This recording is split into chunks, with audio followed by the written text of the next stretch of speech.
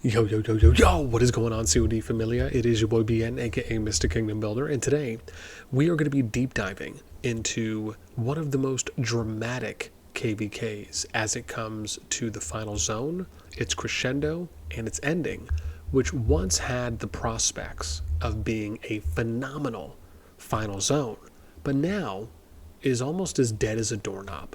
And we're going to be breaking down SoS3-5001, which is comprised of RK, Echo, GGRAC versus Kong, EIS, BXS, and PTW, or Pay to Win. As always, if you enjoy the content, make sure you throw us up because it helps out a lot. So what you have to know and need to know, because we're going to get into quite a bit here. I'm going to show you a bunch of screenshots. We're going to show you some data, but let's go over what's actually happening right now. In this particular KVK, the final zone basically is somewhat done-ski and finished within a couple hours from what has been reported and from what I've been told, where you had EIS and I believe it was EIL, or EIH, I guess, around here. And they had pushed a little bit into the FZ, from what I was told, but then got quickly pushed back to their passes. On the other side, you have Pay to Win, and they're still pushed in a little bit along with Kong, and you can see them here kind of at the bridge. No one's necessarily fighting right now, but I would imagine that that may start back up in a bit.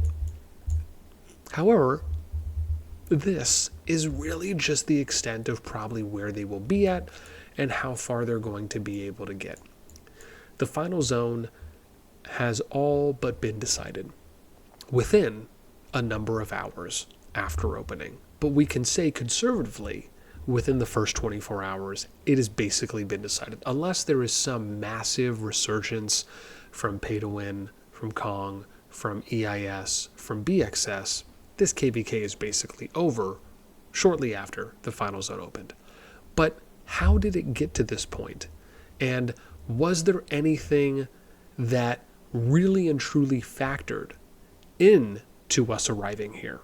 That's what we're going to be showing you next. So let's first and foremost dive into what I think is going to be a great initial showing, which again, a little bit more lighthearted, if we will. Let's start with some memes, because who doesn't love a good meme? So this is the first one we have, which is, I'm forgetting this guy's name, but he's basically attacking Cell. This is Pay to Win Kong against RACGG. Again, we've heard. Oh yeah, here we go. Echo and EIS in the CoD Discord right now, just going back at it. Let's see as we go down a little bit more here. Oh, here we go. We got one here, which RAF, what is this? Oh, I see, you're fat. Eminence and Shadow, contact Dark if you want to join us. Kill, kill, burn, burn, the EIS motto.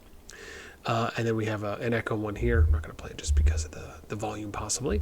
And then we have EIS breaking yet another record. This is what is the quickest war in history. The Anglo-Zanzibar War was a military conflict fought between the United Kingdom and the Sultanate of Zanzibar on August 27th, 1896. The conflict lasted between 38 and 45 minutes. I mean, that could arguably be about the case, depending on how long exactly the final zone lasted.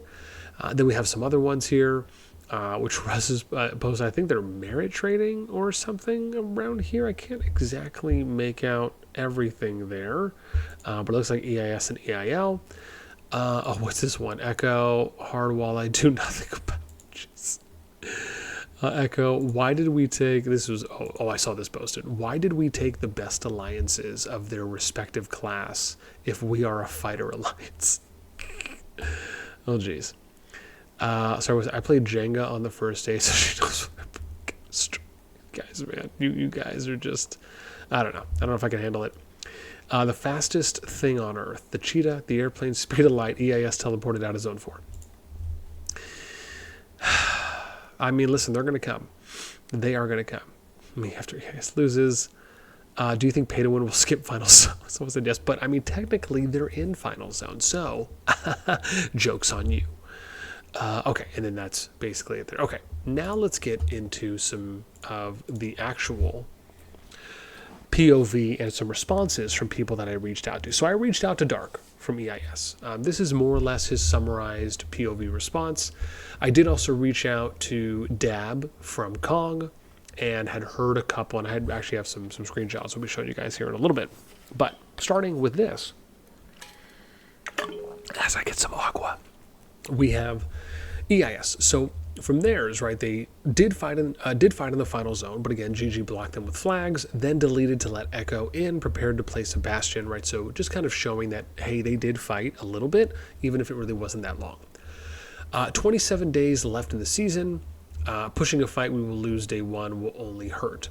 And this was kind of a summary, right? So this isn't exactly word for word, but again, based on what in the conversation I had with Dark, kind of made it seem as though, listen, and again, we'll get to that. Like, we'll connect some dots for why exactly he said this and for why it was important. Because I think the thing to understand is that now that I actually have some details and some facts that have actually been corroborated by others, it makes a lot of sense to me, potentially on EIS not fully committing to the FZ, and probably why maybe Pay to Win may not necessarily be committing fully in its natural respect as well, and we'll get to that in a moment. So Dark says better odds pushing other areas for lands or objectives, right? I mean, I think at this point, end of season rewards are probably somewhat important, and if you can get some rather than none, it's probably better value overall, despite I think all of us really wanting to see some kind of crescendo FZ performance. Let me see, due to the 800% build speed and 350% build speed, again, if those numbers are accurate, can opt for the FZ anytime, right? So kind of just mentioning that, they can always go back to the FZ, even if they're just kind of doing something else, whether that's in a zone 2 or a zone 3 potentially. Even if we cannot take buffs this season, we definitely wouldn't be able to push the FZ. Gotta hold these yawns in. So again, I think there is a level of humblingness, if you will, for anyone who can recognize what we can and what we can't do based on our current capabilities. And that hopefully will become a little bit more apparent as we get further down. So went 50-50 with Echo for about 7 days in Zone 2, which, again, I don't know exactly how long it lasted, but I know it lasted a while. And based on the memes, based on the general chat, it seemed as though the Zone 2 fight between Echo and EIS lived up to that initial hype. Zone 3 against full health RACGG while missing about 5 billion power. Never expected to win, but again, they showed up. And I think he's referring here to being 5 bill power down and needing to heal. We get to a few others here, and you can see healed up a bit after Zone 3 loss. May fight in Zone 3 or Zone 4. Basically, like we'll see. I asked him about BXS. I did also reach out to ATL as well, I think this morning. And I had asked him about, kind of what the feeling was in the KVK. I just hadn't heard anything back yet. But Dark had mentioned that BXS was rebuilding. They had about 100 players total, but about 50% of them fought, with a small number really fighting a lot. So again, BXS, you could argue, really wasn't kind of up to their full potential, right? And we kind of already knew this as we were hearing these things early on in the KVK. Activity from the other team was great, right? Dark effortlessly acknowledged that the other group had great activity, great engagement, and people showed up. Or you could say a lot, if you will. So some of the miscellaneous stuff. So Pay to Win had told about 100 members, from what I heard, that they're going to be kicked next season. Now, I don't know if that's going to be at the end of the current season. Might as well just get one out. Or if that's going to be literally next season. So like once this season finishes, we get into Home Kingdom, and then before the next season starts, or if it's going to be near the end of the season or during the Home Kingdom. There's a Discord announcement we'll be showing you in a little bit. And then there was a cut list. And this cut list was announced early, so players could have an opportunity to start collecting permits, from what I was told. Before we show any of that off, let's get to the Kong POV, which I think is very important. Dab had told me that about 3.5 billion power from a Vietnamese group had left before Zone 2 started. They had the PK tag. They came from, I believe, the HOUW kingdom that he said. And they left 48, which is where Kong is, to go and play with friends on a similar time zone. That was the reason they gave. However, this was unexpected that they were leaving, as from what I heard, leadership was not apprised of this information beforehand. So if you factor in these three things, which I believe are very important and very relevant. Number one, BXS is rebuilding. About 50-ish players are fighting, if those numbers are accurate, with a handful of players that are helping a lot. Maybe that's 5 to 10, give or take. Number two, Pay to Win tells 100 players, we'll just say about 100 players, that they're going to be removed and they need to migrate out next season. That is most likely going to put a level of demotivation onto said players, where now the question is, well, if I'm going to be kicked anyways, why am I even going to participate? I think that's a fair question to ask. Number three, Kong loses about 3.5 billion power before Zone 2 starts. And that's wild, because this reminds me of the situation with BTR, where I believe it was BTR, as long as I'm not mistaken here, where they had migrated out and went to another kingdom before the fighting had really ramped up and started in that KVK. And so you have these situations. Now, first and foremost, what do I think about that? Well, my view on this is that you shouldn't be able to migrate out when you are in a KVK, because all that does is increase the chances that KVK matchup and the potential amount of fighting we're going to get, depending on what time they migrate out, is just going to be ruined. And I feel effortlessly that this KVK was ruined. Not the entire KVK, of course, but the final zone that we were deprived of on what could have been amazing. Now, some of those things are in control, and some of those things are not in control of the Alliance, the Kingdom, and those leadership teams. For example, I don't think BXS was necessarily planning and expecting or wanting to kind of be in a state right now of doing a rebuild. I don't think that Pay to Win, again, you can argue if, okay, well, is it the right time to announce players before the season ends? Because you have to know that there's this chance that you're going to have this lower amount of engagement and amounts of demotivation from said players. That to me is a little bit more controllable. But you're really at that point weighing out the options are, do you feel like you want to do right by your members and you want to give them the most amount of time to start collecting permits? I don't see anything wrong with that, as long as you understand that this is something that could potentially happen. And then number three, which I think is the second uncontrollable portion, is the Vietnamese group. When you don't know, now maybe you could argue that's controllable. It really just depends on, were you able to get over the hump of them leaving because of the fact that they wanted to be able to play with other people that were on a more favorable and aligned time zone to themselves. Now, let's go ahead and get into some screenshots. So this was sent to me. This was an announcement from Toxic and Pay to Win, I believe, on their Discord. It says, "Thank you for all your contributions this season. It's been a challenging time for everyone, and I deeply appreciate the effort you've all put in, or you've all, put into making our alliance what it is today. This season, I've decided to take an approach we haven't done before, making significant roster decisions well before the season's conclusion. Traditionally, we've waited until the end of the season, but I believe it's in everyone's best interest to address this now, giving players ample time to plan for the future. Transparency is key, and I hope we can all move forward together as a group." I will say this, I respect that. That to me, I think, is a really good sign of leadership. Again, I don't know Toxic too well. I have talked to him a little bit.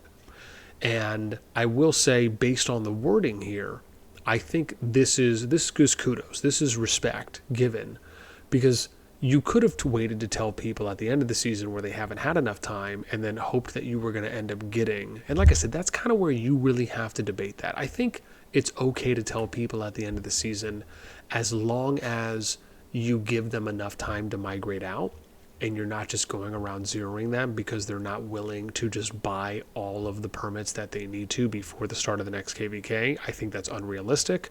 I think that's downright just ridiculous.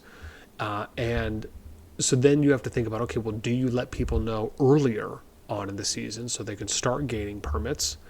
Because again, they could have not done that and still let people fight and then told them at the end of the season and then still gave them enough time to migrate out, right? So it's, I guess you really kind of have to weigh it, and I'd be curious what you guys think. But I am okay with this being announced in this way, where it appears that he's really looking out for the people there. Now, obviously, depending on what actually ends up happening at the end of the KVK, and once they get back to Home Kingdom, will they actually be given the amount of time or not?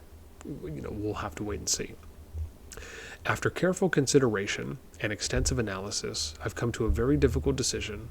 We will need to part ways with nearly 100 players. This is not a decision I made lightly. I've always tried to avoid major overhauls because I genuinely care about this group, but to grow as a team, tough choices must be made. Let me point out here that 100 players is not 10 players. It's not 20 players. It's not 30. It's not 2. It's 3. It's the first 3-digit number that you arrive at, not including or excluding decimals. And so that has to be half the alliance, right? If not about, or maybe a little more. That's a lot of peeps. And I would be curious on why exactly are those players being removed. I think some of the most obvious reasons that come to mind is, okay, well, maybe they're not participating, maybe they're not out there fighting a lot, maybe they're not engaging, maybe their seasonal merits over the course of multiple seasons has just not been too high. Maybe they don't show up to raids, maybe they don't socialize and chat and aren't active as much, whether that's on Discord or in-game. I mean, it could be a number of things. Let's continue. One key factor in this decision is that our current productivity as a group does not align with our kingdom's power. Matchmaking heavily considers kingdom power, and this mismatch is putting us at a disadvantage. To address this, we need a roster that not only carries its weight relative to each member's power, but also meets the minimum average expectations per player. This alignment will greatly improve our chances of balanced matchmaking, creating a better experience for everyone as we continue to grow. I mean, this is a lot of words, but in short, it just feels like it's, hey, people based on their power are not putting in as much fighting contributions as we would like to see them do.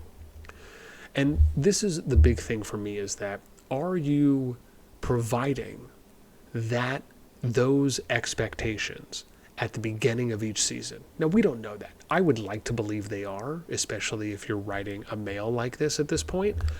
My expectation would be, based on reading this, is that you have appropriately provided all of that information to every player in the alliance prior to the season starting on what that expectation is, the minimum goals that you would like to see people reach, preferably, maybe compared to saying you absolutely need to reach this, right? I do think tone and wording and soft skills are important in how you are addressing your people. But as long as you did all that and you set the expectations appropriately and people still didn't reach those, even though it's not the end of the season yet, that also can somewhat be a little bit of a gray area, is that you're setting expectations before the season starts, but you're announcing something like this well before the season ends, especially when there could be a lot more fighting to happen. However, at the same time, it should also be noted that how are you going to have maybe true fighting expectations and the results and data that you may collect based on what has happened this season, given everything we've stated, with Kong having 3.5 build power that left, BXS going through a rebuild, and then Pay to Win in the situation they're in now, where they then make this announcement. It just almost kind of feels like the season really maybe didn't have everything aligned for them at maybe a bare minimum, not only for them, but for the team they're on, to where all of the players in Pay to Win would have had an opportunity to be able to show. But again, maybe this is from season to season, and it's not just only applying for the current season. As we continue.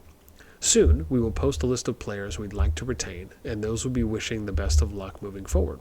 Players on the latter list will need to migrate out at the end of the season. If you're one of the players we hope to retain, please message Ruby on Discord within 24 hours to confirm your intent to stay, or let us know if you're planning to migrate.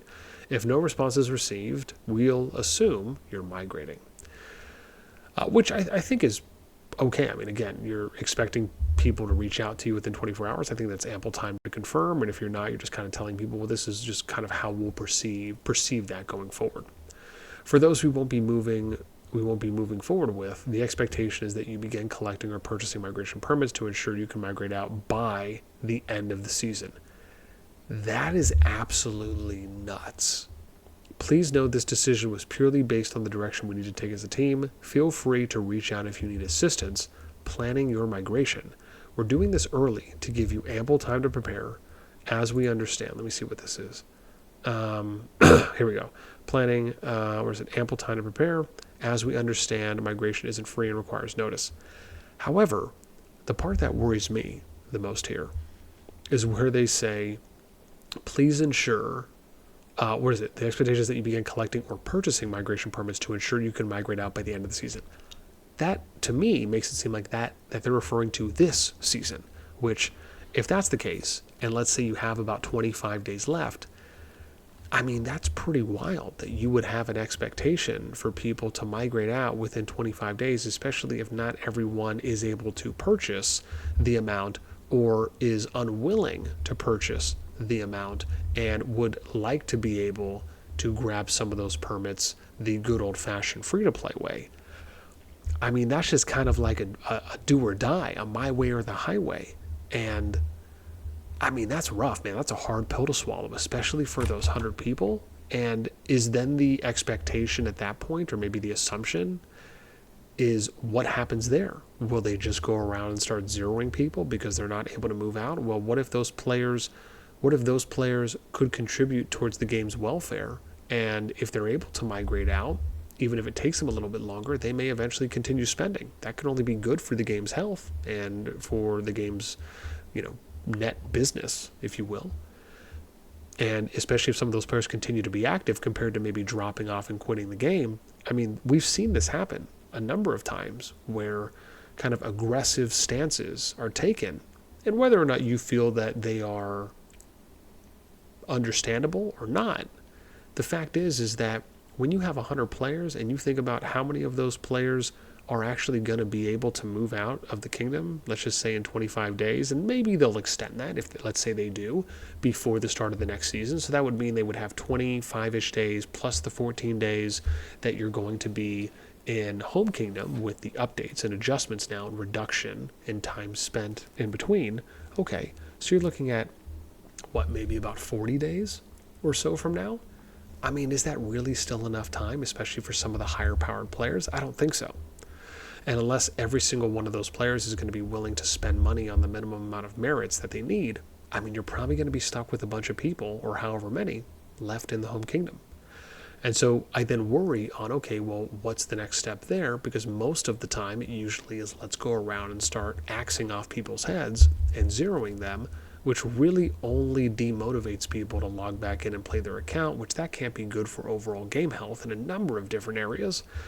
It's just, I don't know, it kind of sucks to a degree, right? It almost feels like there's just kind of like not a great solution at the moment, especially when you have some kingdom leads and management teams that take this kind of an aggressive stance. Whether or not you agree with it or not, the fact is that it can have negative ripple effects on the overall state of the game. Next one. Moving forward, our goal is to retain our most productive and dedicated players to strengthen the alliance. A roster built with players who consistently meet or exceed expectations will position us for more balanced matchmaking and a stronger path forward. We'll share more on this topic in upcoming related posts. Thank you for your understanding, cooperation talks. So again, I mean, obviously there was a decent bit of political jargon there and not necessarily as many specifics on, but again, maybe that's because they already stated that somewhere else, right? Maybe there's not really a need for them to state that in this post on, well, hey, this is what our minimums were, this is what our expectations were, and these amount of people did not reach that.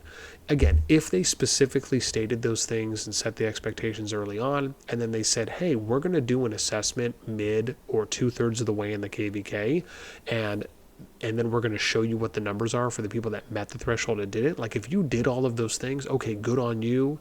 I don't see anything necessarily wrong with that. But if you didn't do those things, then, I mean, that's rough, man. Like, that, it just doesn't feel like great due diligence. It doesn't feel like great management was done when it comes to the health of those players and the longevity of them on whether they'll continue to play or not. However, a list was shared with me. So I will provide this, and basically you can view this as a free agent migration list, if you will. And so enjoy. I believe these are ID numbers, so it should make it easy. And hopefully, and I want to be very clear here, I'm viewing myself in this exact moment as a saint, because I feel like we're advertising players to hopefully find some homes. And for people out there to maybe get a DM and to get a holler at. So this is the list that we're going to show. I'll kind of go through this semi-quickly. I'm sure people will pause here and there if you will. And yeah, hopefully some of these people, I think this is probably player ID, name, and then this could just be current power, maybe current or historical. But again, there's some decent sized people. So listen, if we can even help a handful of people on this list or on these lists, or this list, yeah, find a home, I will feel good about that, right? Or maybe even some of these people can get assistance and from a kingdom that maybe is willing to pay for some of their permits. Listen, the more people that we can keep active in the game overall, that's a win for me. So if I can help and contribute a little bit towards that, I'm always going to be down for it. That is it for us on what we got for you today in this particular KVK. I would love to know what your thoughts are. Again, keep in mind, we're only really going off of what has been shared with us and what has been articulated to us. I'm sure there could be other areas and other points or other pieces of context that we may not be privy to.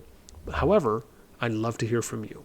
If you're in the KVK, if you know a little bit more information than what has been provided to me thus far and what has been shared, let us know. This was a fun one. It is, because I think being able to talk about how a KVK can be impacted from one, allowing people to migrate out, and then also the way that KVKs are paired and match made, I think what we're seeing now really, if I leave you with anything, and I said this on the COD Discord as well, one of the things I really hope they do is to combine the Gen 1 and the Gen 2 kingdoms for the next KVK cycle.